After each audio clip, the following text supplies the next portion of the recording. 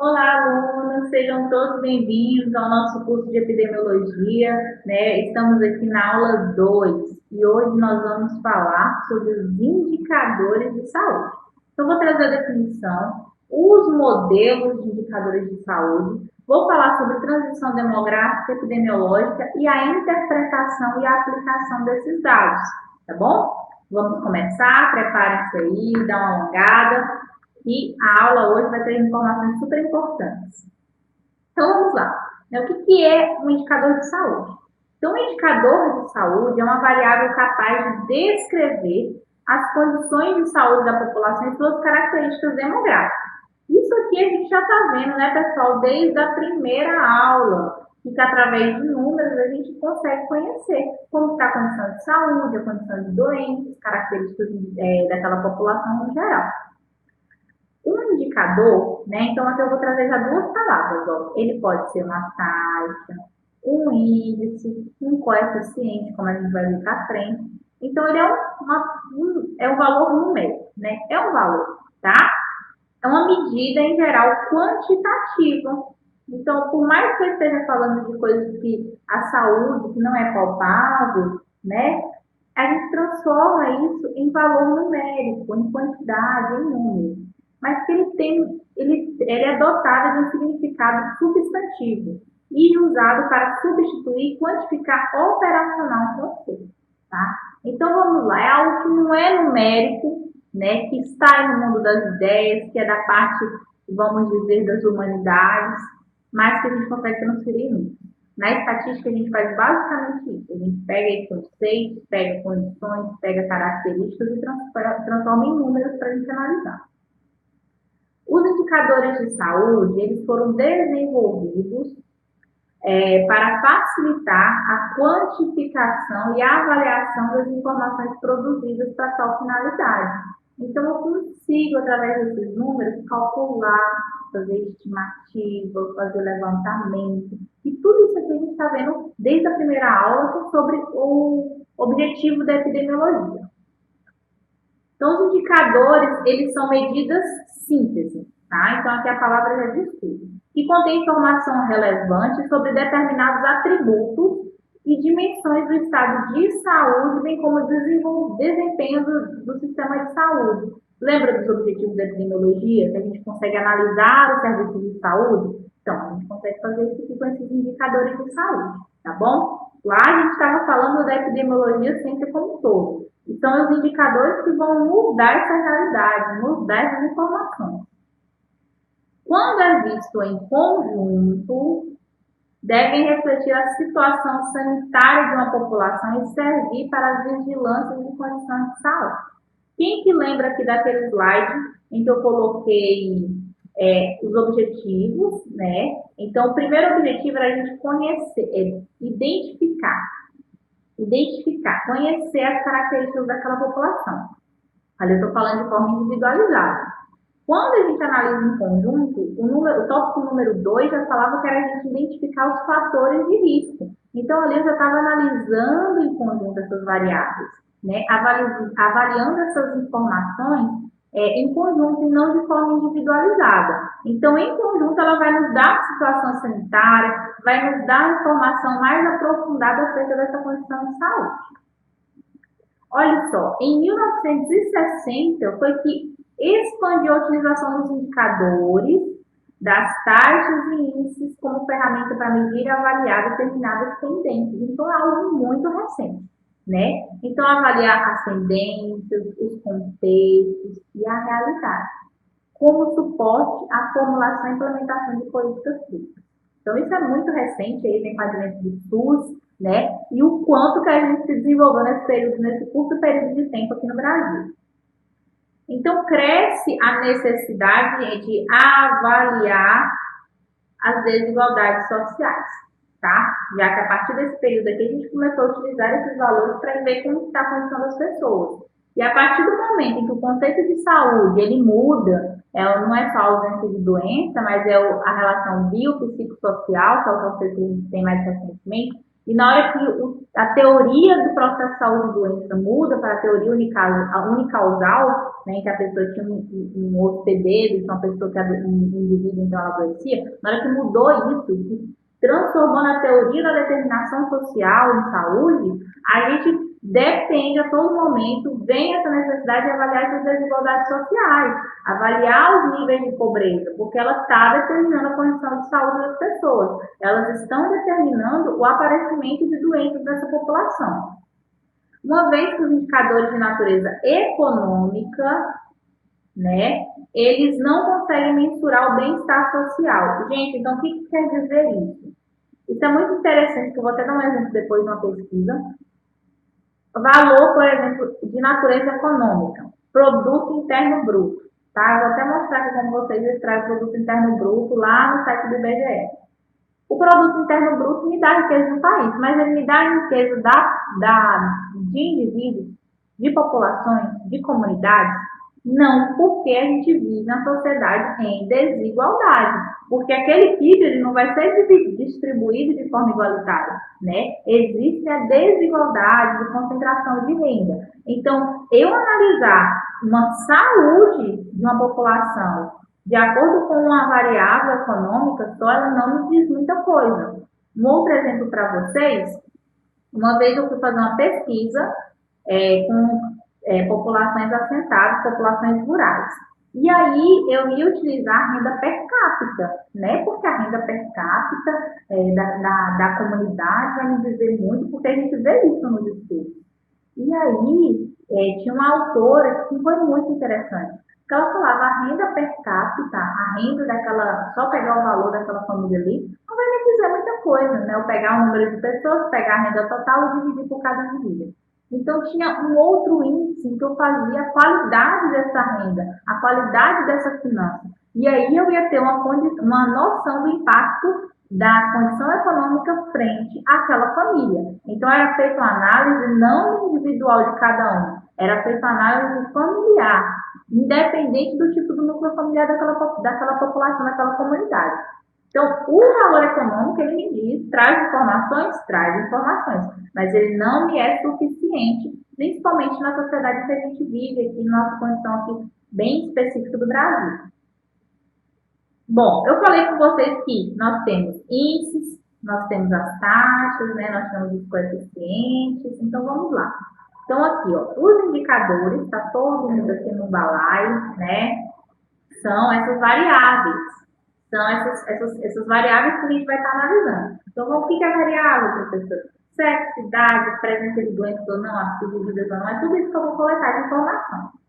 E aí eu posso ter indicadores com dados absolutos e dados relativos, tá? Então, vocês guardem isso aí, dados absolutos e dados relativos. Nos dados relativos, eu vou ter as taxas, os coeficientes e os índices. Vou definir isso mais à frente. Só quero que vocês desenhem esse esqueminha, porque aí puxa um tracinho para cá, deixa um espaço para a gente definir o que é cada um. Vamos lá, dando continuidade. Os dados absolutos, né, que é aquele primeiro lá, eles são valores obtidos através de uma medida ou contagem, sem qualquer manipulação. Então, vou resgatar. Primeira aula, eu trouxe que eu queria conhecer a característica da população, por exemplo, né, contar o número de casos. Então, eu fui lá e contei. Eu tinha 6 casos de adoecimento roxinho, entre as bolinhas roxas e verdes, né? E tinha 4 verdes. Então, eu apenas contei. Eu não fui lá e somei os 6 mais os 4, que é igual a 10, depois eu tirei uma porcentagem desse adoecimento. Eu não fiz isso. Eu apenas contei. Eu tracei um perfil, porém foi com dado absoluto. Eu não fiz nenhuma manipulação, não fiz nenhum cálculo, tá?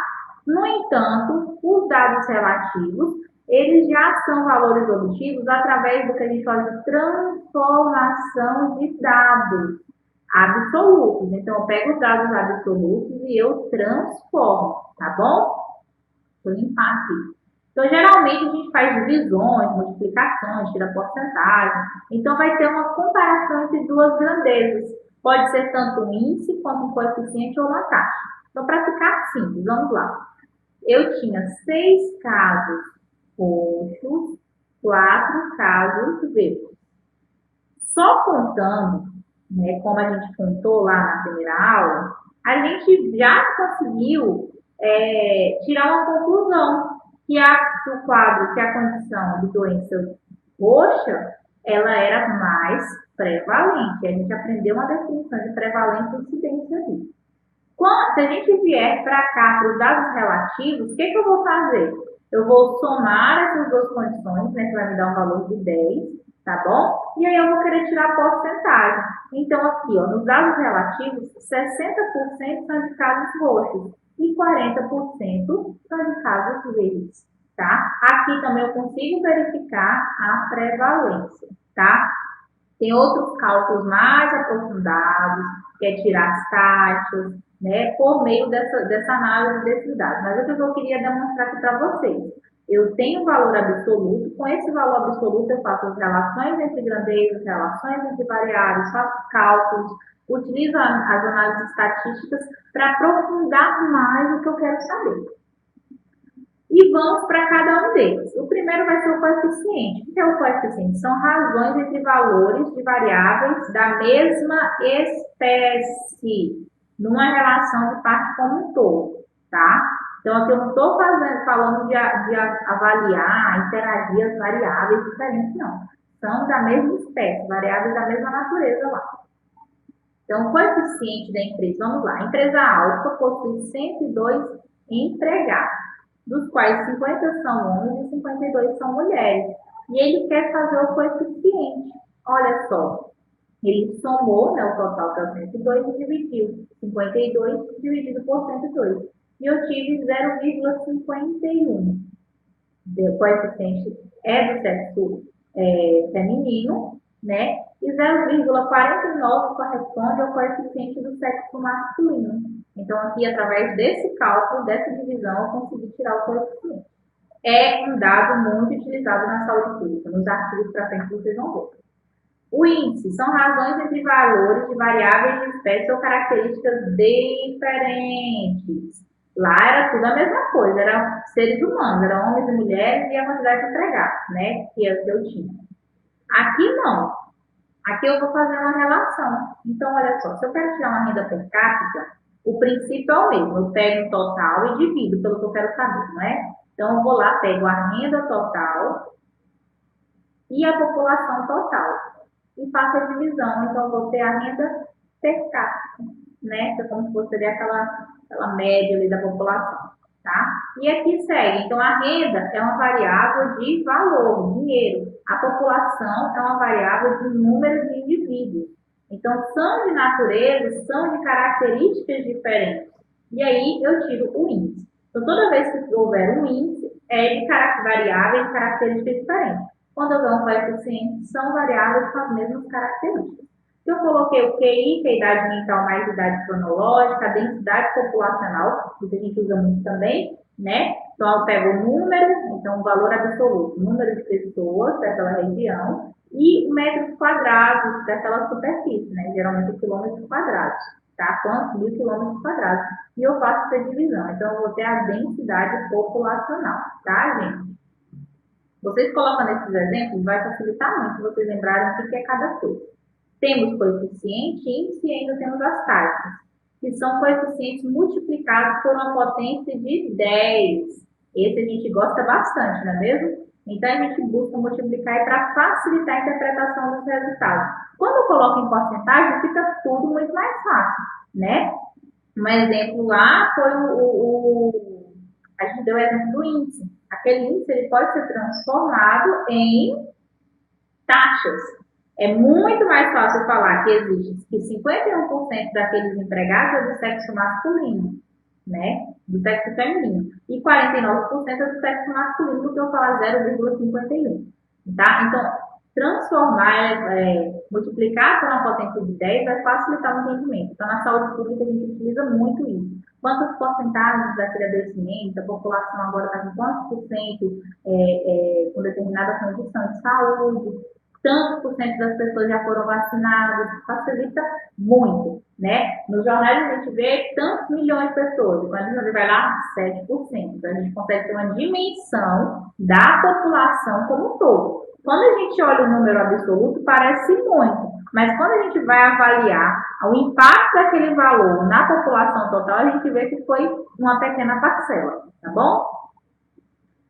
Ó, vou indicar para vocês esse material aqui, Indicadores Básicos para a Saúde no Brasil, tá? Conceitos e aplicações. Gente, esse material é muito interessante, eu deixei aqui para vocês as referências, mas é só vocês colocarem aí na internet, no Google, que vocês têm acesso a esse PDF.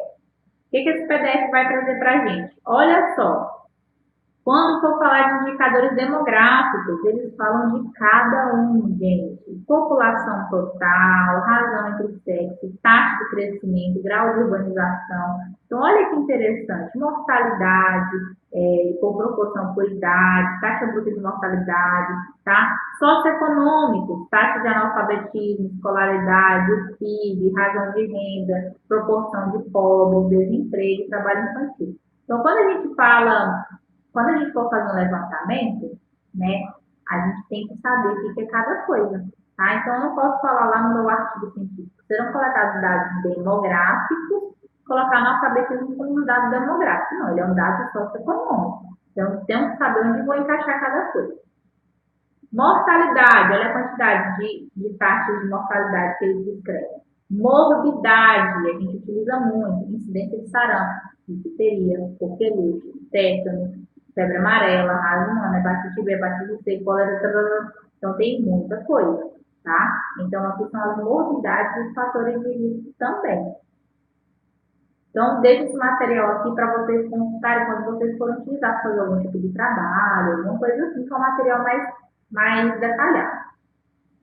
E as modalidades de indicadores? Aqui a gente já consegue ver que existem categorias, não é tudo bagunçado.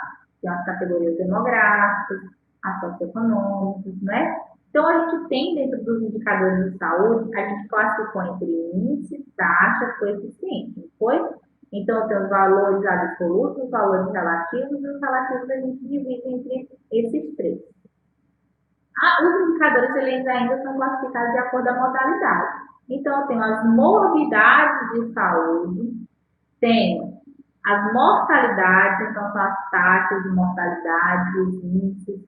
Eu tenho nutrição, crescimento e desenvolvimento, os demográficos, como a gente viu naquele material, os socioeconômicos, então aqui entra o analfabetismo, né, a taxa de escolaridade, nível de pobreza, a saúde ambiental, então vai entrar aquelas características geográficas em que aquela população está inserida. A saúde ambiental é muito interessante porque ela orienta, por exemplo, as ações de vigilância sanitária, acesso à água potável, acesso a esgotamento sanitário, tá? E ainda os serviços de saúde, que é quando a gente vai avaliar o acesso dessas pessoas aos tratamentos que a gente oferece, né, aos serviços de saúde prestados aí pelo. Vamos aqui um exemplo prático para a gente finalizar a aula de hoje. Então, aqui, lembra que eu falo para vocês que eu faço levantamento para poder conhecer e procuração, não é? Então, vamos lá para o exemplo prático. Deixa eu apagar. Pronto. Então, aqui eu tenho ações, o incentivo ao aleitamento materno. Por quê? Lembra dessa campanha? Não sei se vocês lembram aí, mas é uma época, foi um período em que o SUS estava, o Ministério da Saúde toda hora na televisão, né? Super importante, com temas de relevância para a população. Então, qual foi o impacto esperado? Por que essa ação foi elaborada? Aquela propaganda do aleitamento materno foi elaborada? Porque eles precisavam reduzir a desnutrição e as doenças infecciosas. Por isso que falava a importância da nutrição dessa criança, que evita que essa criança adoeça, né? Previne as doenças infecciosas dessa criança, não matar. Além disso, com a redução dessas doenças, o aparecimento dessas doenças, eu vou reduzir a internação hospitalar no primeiro ano de vida, né? Que tem um impacto muito grande para a criança. Essas informações foram extraídas de onde? Através do percentual de crianças menores de 4 meses com aleitamento materno exclusivo. Então, eles fizeram um levantamento. Na quinta aula, na terceira e na quarta aula, na verdade, eu vou trazer para vocês como que esses levantamentos são extraídos, são, né, feitos. Então, aqui o Sistema Público de Saúde tinha essa informação e viu que estava muito baixo. Muitas mães não estavam aumentando pelo menos os 4 meses, né? Então, esse foi um indicador utilizado. Aqui, ó, o percentual de internações hospitalares com criança menor de 1 ano. Então, a gente tem tudo isso registrado no prontuário. E esse prontuário tem uma finalidade, que é ser realizada a análise. Então, viu o número grande, a porcentagem grande de internações hospitalares. Com isso, sabendo que uma criança que o leite materno, ela evita a desnutrição, ele evita as doenças infecciosas, sabendo que a causa das internações era de doenças infecciosas, então foi feita essa ação aqui de promoção. Vocês estão vendo como está tudo ligado uma coisa com a outra? Tá? E aqui nessa outra tabelinha traz o cálculo que é realizado para conseguir tirar essa porcentagem. E olha, tudo foi multiplicado por uma potência de 10, né? Nesse caso aqui, para tirar a porcentagem, foi 100. Um outro exemplo é o Zé Gotinha, nosso querido e amado Zé Gotinha. Qual que é o objetivo? A ação é a vacinação. Por quê? Busca reduzir a mortalidade de doenças graves, né? Preveníveis por imunização. Então, tem doença que a gente consegue prevenir por imunização, tá? Então, a cobertura vacinal de rotina de criança menor de 1 ano e a taxa de incidência de sarampo. Olha o sarampo aqui, gente. Então, se em 2019, por que eu sabia daquilo? Porque se em 2019 houve o aumento da taxa de incidência de sarampo, é porque houve uma diminuição da cobertura vacinal dessas crianças, tá? Porque a ação de vacinação, de publicização dessa importância de se vacinar, não foi realizada. Olha só, essa fonte desse quadro é de 1998, pessoal. Então, em 2019, devido a cortes a gastos públicos que foi realizado, a gente teve um retorno de uma condição que em 1998 já estava solucionado, né, com ação simples e eficiente. Aqui são outros modelos de indicadores que eu trouxe para vocês. Aqui a gente está observando, analisando um gráfico, tá? Ao decorrer dessa aula, desse curso, vocês vão ver diversos gráficos para ser analisados. Então, não vou ter um gráfico de pizza aqui, porque a gente, na saúde pública, a gente gosta de entender esse histórico aí. Tem os gráficos de pizza, mas tem o momento certo de utilizar gráfico de pizza, tá, pessoal? Não é tudo que a gente usa gráfico de pizza, não. Mas geralmente vai ter gráfico de barras, de linhas, para a gente conseguir compreender. Esse aqui é uma taxa de mortalidade infantil de 1970 a 2015, tá? Então, a gente vai observar isso. Isso aqui é uma taxa de mortalidade sem a causa específica, diferente lá da vacinação e da amamentação. Então, a gente pode observar que em 1970, países da América do Sul, né, países emergentes, na verdade, nós temos Brasil, Cuba, México e da África, Costa Rica e Jamaica. Então, olha o Brasil. Brasil sendo o primeiro em mortalidade infantil, né, desses países. E, de acordo com a implementação de políticas públicas de saúde voltada para essa população aqui, a gente foi observando que essa mortalidade infantil foi diminuindo, tá?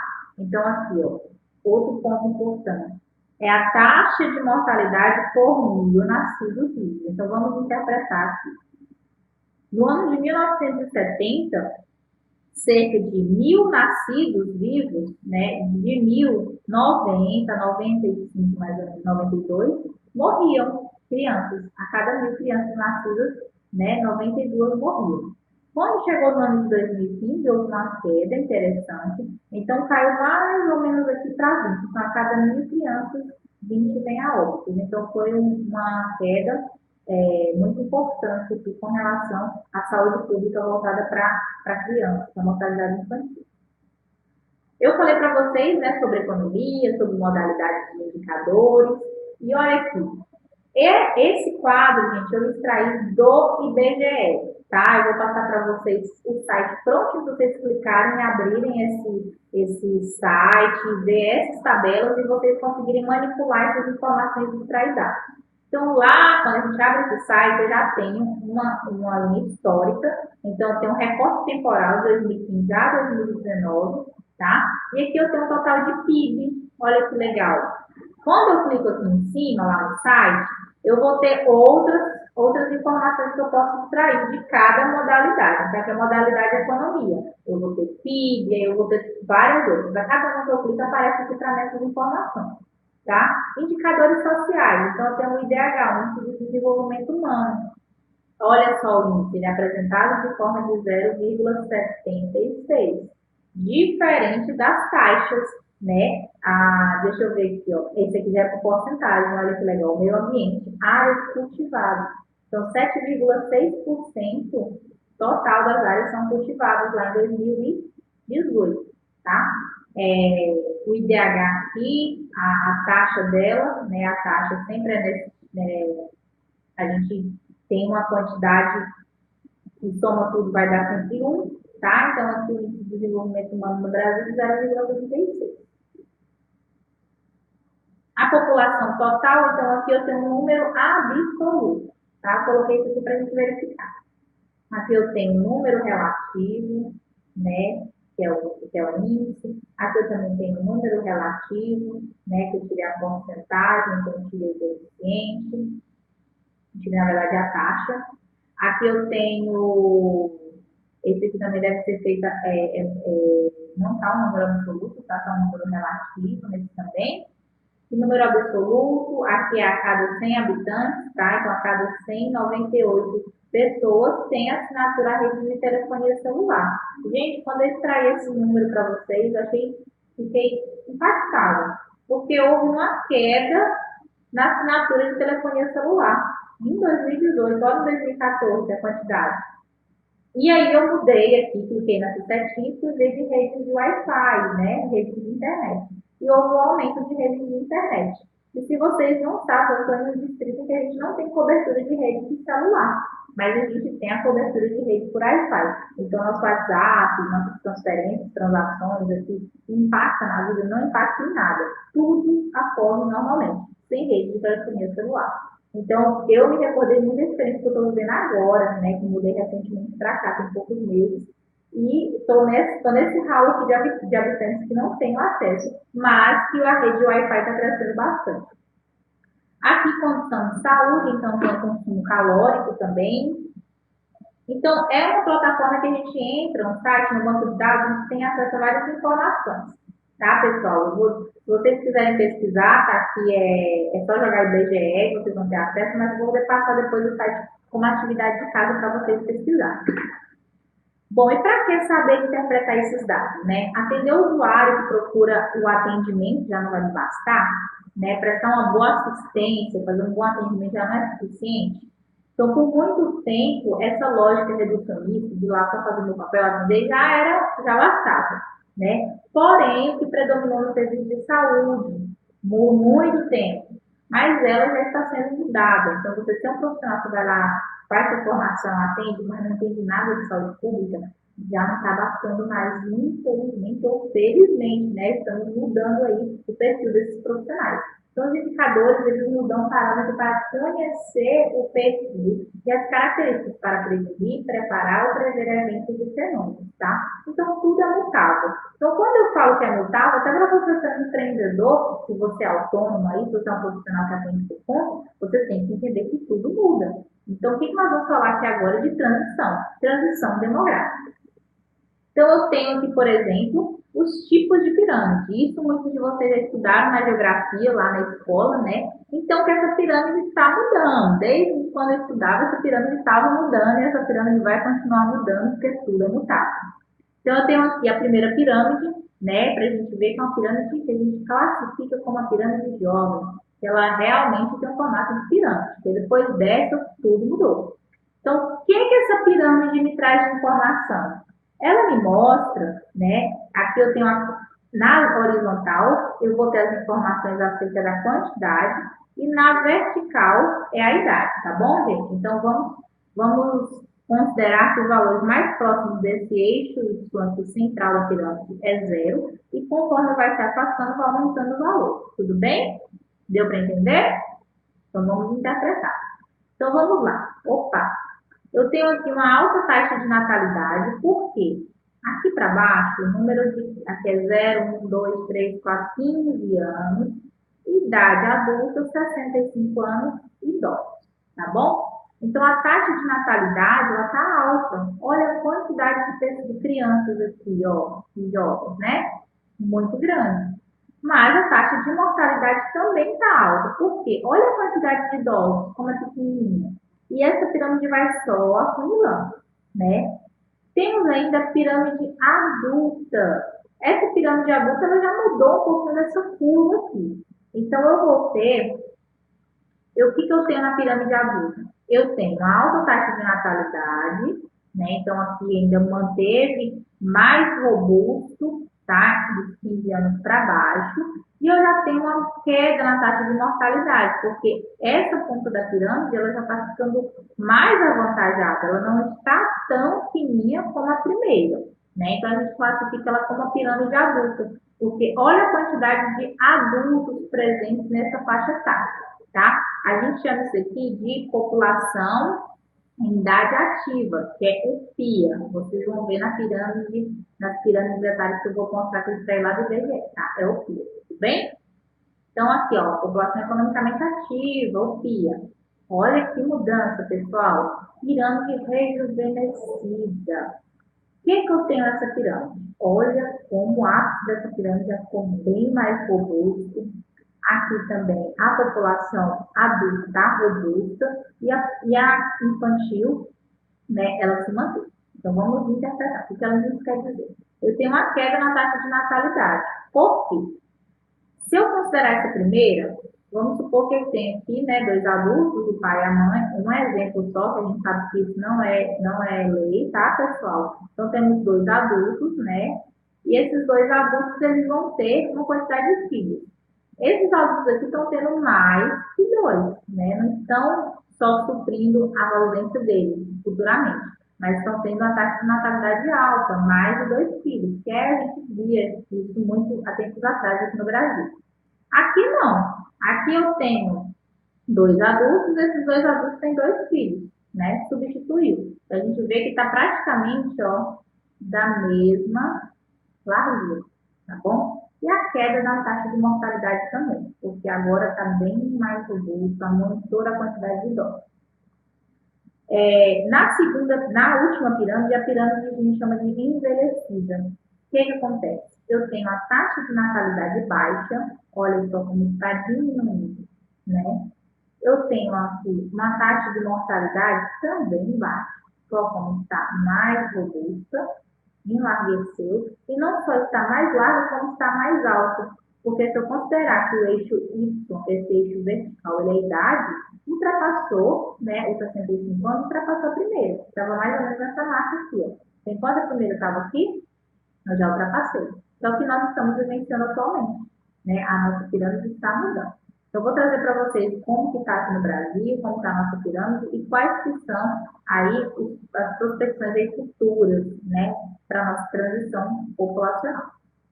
Então, deixa eu voltar aqui. Pronto.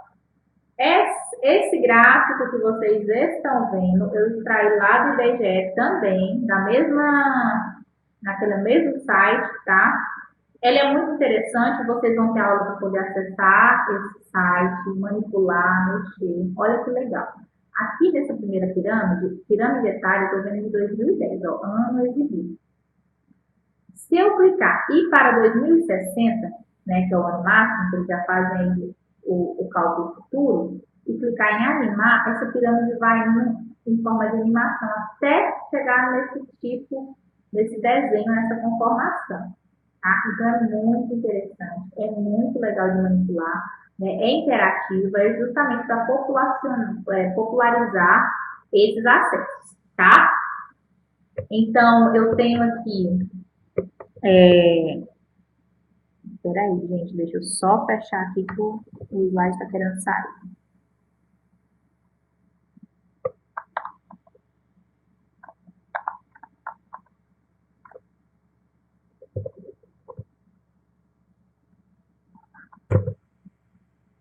Oh, meu Deus.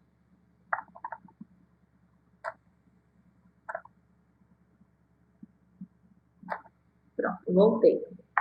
Então, vamos lá. Então, aqui em 2010, né, eu tenho uma pirâmide em que eu tenho aqui, ó, a faixa etária mais abrangente aqui o mais distante, a maior quantidade foi aqui entre 29 anos, né, e 15 anos. Então, foi a maior concentração da população. Tem já uma taxa de natalidade pequena. Então, essa pirâmide está muito próxima. Essa pirâmide ela está muito próxima com essa daqui, né? Então, com a taxa de natalidade pequena. Então, ela tem essa curvinha aqui na taxa de natalidade, ó. Baixa taxa de natalidade, né? E ainda tem uma taxa de mortalidade já está reduzida, olha, 65 anos, mas ainda está uma curva grande. Então, se eu considerar o adulto e o idoso, houve uma taxa de mortalidade considerável, tá? Em 2060, o que a gente vai observar? Então, a gente vai ter uma diminuição da taxa de natalidade, com isso, olha a população, né, adulta diminuiu. Vou ter um abaulamento já na população idosa, então vou ter diminuição da taxa de mortalidade e também a diminuição da taxa de natalidade, tá bom, pessoal? Esse fenômeno aqui é um fenômeno caracterizado por uma transição demográfica. Então, se eu analisar apenas como uma mudança da população, né, estou apenas olhando números. Mas o que isso aqui me retrata? O que isso aqui me mostra? Que vai mudar também o perfil de adoecimento, vai mudar a característica da população no geral. E quando a gente fala de mudança de perfil de adoecimento, né, que a gente vamos pegar os anos 70, que a gente está falando bastante aqui dos estudos, das taxas de mortalidade infantil, a gente já vai ter uma preocupação, uma concentração maior dessa população aqui, ó. E quem sabe, será que a gente vai chegar naquele período em que a gente vai discutir, falar sobre a natalidade, a importância de se ter filhos, né, os incentivos à gestação? É um processo que, com esse panorama aqui, já é de se pensar, né, lá em 2060. Eu trago aqui para vocês, do mesmo site, tá, pessoal? Ó, tá vendo que aqui tem um quadradinho do Goiás, ó, o azulzinho aqui, ó. Se eu clicar aqui no Goiás, vai aparecer o azulzinho do Goiás aqui. Como eu tô aqui no Pará, fiquei curiosa para ver como que tá a condição aqui do Pará. Olha só. Então, eu consigo comparar o estado com o panorama geral do país, do Brasil. Então, o que eu observei? A taxa de natalidade aqui no Pará, ela é maior, tá? O valor em 2018 é maior do que o do Brasil. Então, a taxa de natalidade aqui é maior do que no Brasil. E a taxa de mortalidade é maior do que do Brasil, tá? Então, a gente pode observar que a média nacional, a taxa nacional média é maior e aqui no Pará está menor comparado ao do país, tá? Então, é uma forma de analisar. Lembra que eu falei que apresentaríamos vários gráficos, já foi em linha, já foi em barras, né? E olha esse outro que interessante. Então, aqui mostra a mesma informação, tá? Jovens, PIA, que é a população em idade ativa, a população economicamente ativa, e os idosos. Então, aqui eu consigo ver em questão histórica, ó, aqui está os anos, né, na linha horizontal, e aqui na vertical a porcentagem. Então, aqui já não é mais um valor absoluto, né? Não é um índice, né? Então, já tem um valor em percentil. E aí eu consigo analisar da mesma forma. Eu observo que aumentou a concentração amarelinha, que são os idosos, diminuiu a concentração aqui em laranja claro, que são as crianças, tá? E aqui nós temos a permanência, porém também diminuiu essa porcentagem de adultos, tá? Aqui é do Pará, porque como eu estava analisando os dois, a relação entre os dois, né? Então, a gente pode observar que continua menor a concentração de idosos lá em 2060, né? Também aqui a taxa de natalidade sendo maior, permanece ainda essa característica. Que ele analisa de acordo com a condição atual, né, do Estado, que o Estado está apresentando de dados atualmente, a não ser que mude esse panorama. Aqui é uma outra forma da gente observar a taxa de natalidade, taxa de mortalidade, tá? Então, aqui nós temos a taxa de natalidade, ela cai, e a taxa de mortalidade, né, bruta, ela aqui tendo um aumentozinho, tá bom? Tendo essa mudança aí.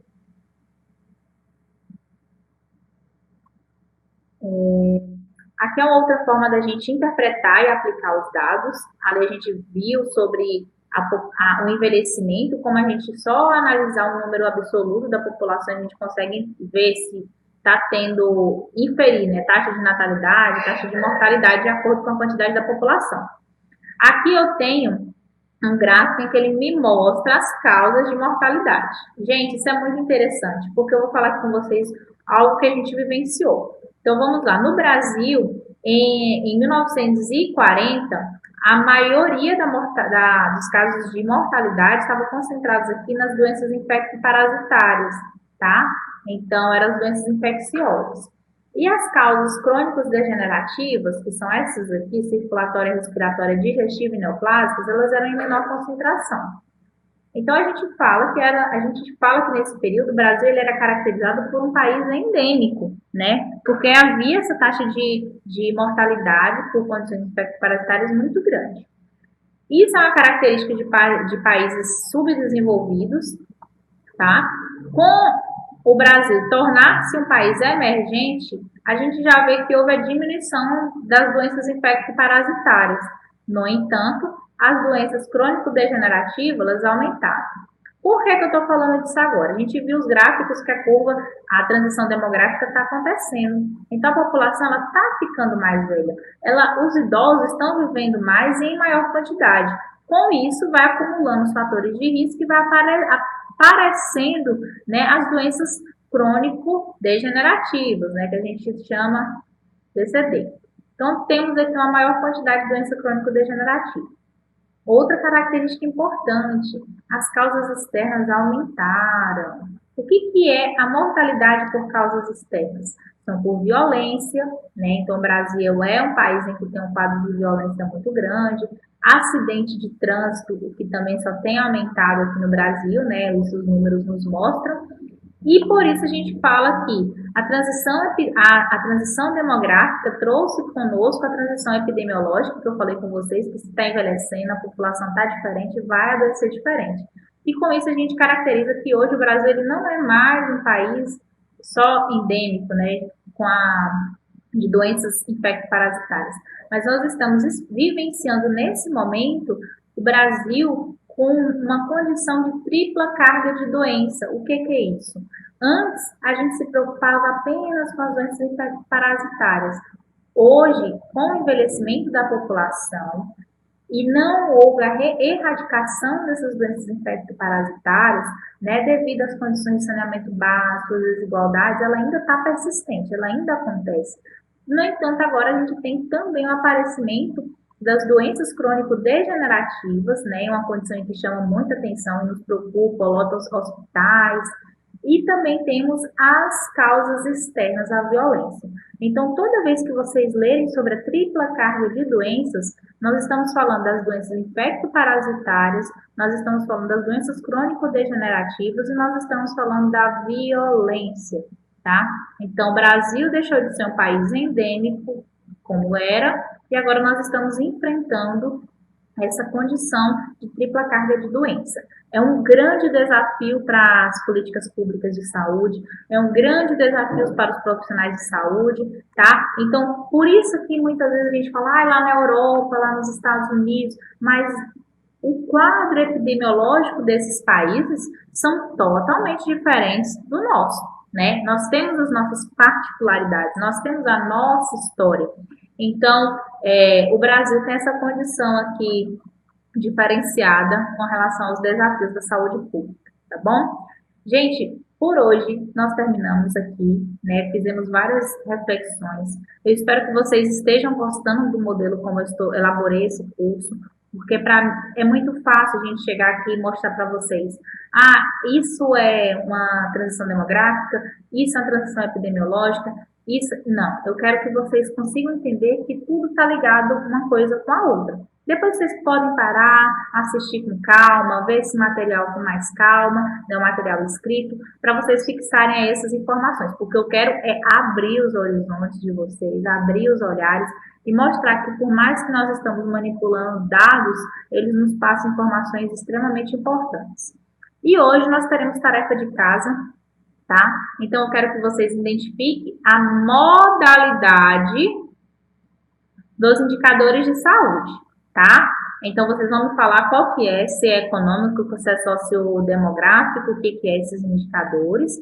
tá? E se é um valor relativo ou se é um valor absoluto. E vocês façam as interpretações de vocês. Para quem faz a impressão, eu já deixei esse espaço aqui para vocês escreverem.